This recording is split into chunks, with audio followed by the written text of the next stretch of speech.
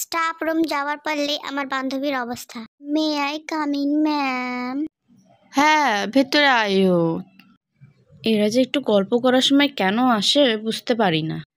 Ma'am বলছিলাম কি, ঘেচুটি ma'am কোথায়? আমার ইংলিশ বই নিয়েছে তো। ওই যে ওই তরে যাও। ঠিক আছে ম্যাম। কোথায় যে আছে? এই বেটি আবার এখনই খায়? বাপরে। ম্যাম বলছিলাম কি, আমার ইংলিশ বইটা। নে খাওয়ার একদম 10টা বাজিয়ে দিল, কেন যে এরা এখনই আসে, খেতেও দিবে না ঠিক মতো।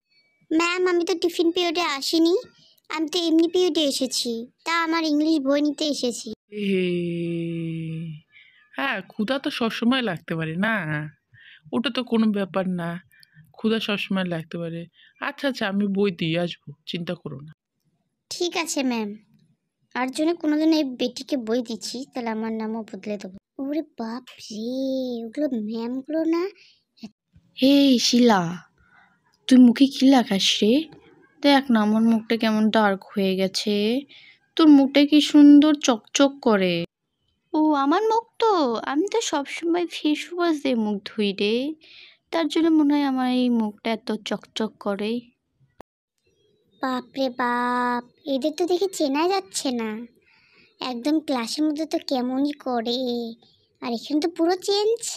একদম আমাদের সাথে কেমন ব্যবহার করে, আর এখানে একদম মাছের বাজার লাগিয়ে দিয়েছে।